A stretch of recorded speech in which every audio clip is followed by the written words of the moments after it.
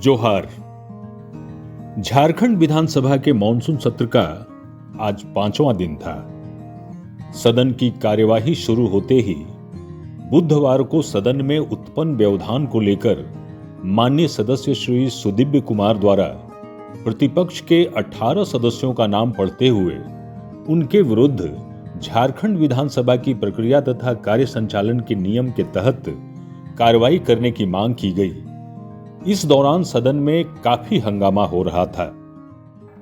मान्यवर, इस 5वीं विधानसभा के अंतिम सत्र में जिस तरीके का आचरण हमारे विपक्ष के माननीय सदस्यों के द्वारा किया गया, जिस तरीके से आसन की गरिमा को धूमिल करने का प्रयास किया गया, जिस तरीके से आसन के साथ धृष्टता की गई, निश्चित रूप से कार्रवाई होनी चाहिए। मैं एक एक करके नाम पढ़ता हूं और मैं माननीय अध्यक्ष जी से आग्रह करूंगा कि सदन की कार्रवाई को सुचारू रूप से चलाने के लिए एक सुसंगत कार्रवाई करने की कृपा करेंगे।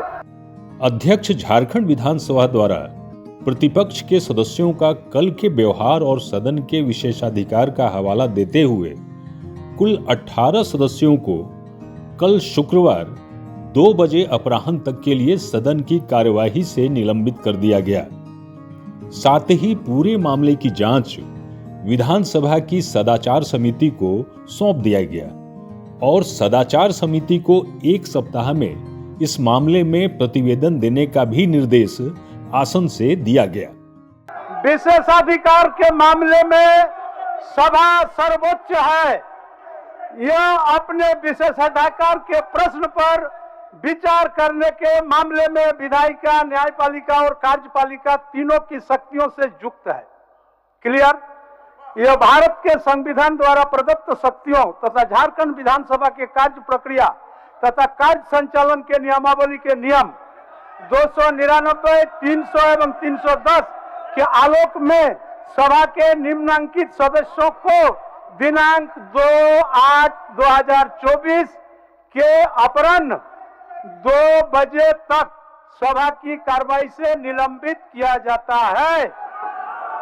श्री अनंत कुमार ओझा जी, श्री रणधीर कुमार सिंह जी, श्री नारायण दास जी, श्री अमित कुमार मंडल जी, डॉक्टर नीरज यादव जी, श्री किशोर कुमार दास जी, श्री केदार हाजरा जी, श्री वीरेंद्र जी नारायण जी, श्रीमती अपर्णा सेन गुप्ता जी, डॉक्टर राज सिन्हा जी, मार्शल निकलिए निकलिए निकलिए, कोचिया मुंडा जी, भानु प्रताप शाही जी, समरी लाल जी, चंद्रेश्वर प्रसाद सिंह जी, डॉक्टर पुष्पा शशिभूषण मेहता जी, श्री आलोक कुमार चौरसिया जी और श्रीमती पुष्पा देवी जी। इस मामले का विस्तृत जांच हेतु यह विषय झारखंड विधानसभा की गठित सदाचार समिति को सौंपी जाती है।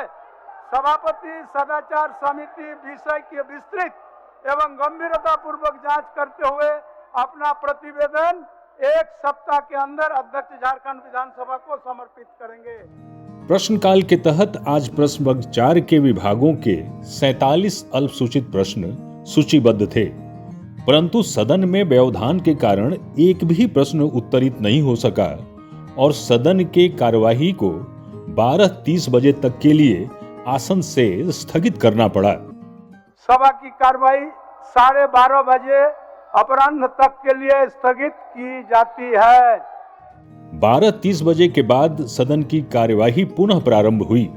आज शून्यकाल की कुल 18 सूचनाओं में से सभी सूचनाओं को सदन में पढ़ा गया, परंतु ध्यानाकर्षण की एक भी सूचना सदन में नहीं ली जा सकी और सभी के सभी कल के लिए स्थगित हो गया है। अतः मैं सदन के माध्यम से सरकार से यह मांग करता हूं कि उपरांकित विद्यालयों के विद्यार्थियों को भी बिना पक्षपात के सारी सुविधाएं दी जाए। मैं यहाँ पे पथ निर्माण विभाग से सिर्फ इतना आग्रह करना चाहता हूँ कि उसका डीपीआर बना करके जल्द से जल्द उस रास्ता को बनाया जाए। महोदय, घाटशिला शहरी क्षेत्र के में जो मुख्य सड़क है हाथीजुबड़ा से राज स्टेट तक काफ़ी सड़क जर्जर है, जिसमें काफ़ी लोगों का आवागमन होता है, काफ़ी वाहन की आगमन हो रही है। इसलिए सरकार से मांग करता हूँ उसे जितना जल्द हो सके उसको सड़क को मरम्मती पक्कीकरण किया जाए। तथा मैं सदन के माध्यम से सरकार से पुनः छोटा नागपुर की कुर्मी महतो तथा उत्तरी छोटा नागपुर तथा संथाल परगना की गढ़वाल तथा कोल तेली को अनुसूचित जनजाति में शामिल करने हेतु पुनः स्पष्ट अनुशंसा केंद्र सरकार को भेजने की मांग करता हूं। आज प्रभारी मंत्री गृह कारा एवं आपदा प्रबंधन विभाग द्वारा विभाग की अधिसूचना संख्या 6160 दिनांक 22/12/2023 द्वारा गठित एक सदस्यीय न्यायिक जांच आयोग के प्रतिवेदन की प्रमाणीकृत प्रति सभा पटल पर रखी गई। प्रभारी मंत्री गृह कारा एवं आपदा प्रबंधन विभाग। महोदय, मैं गृह कारा एवं आपदा प्रबंधन विभाग की अधिसूचना संख्या 6110 दिनांक 22/12/23 द्वारा गठित एक सदस्यीय न्यायिक जांच आयोग का प्रतिवेदन राज्य सरकार को दिनांक 25/2/24 को समर्पित किया गया है।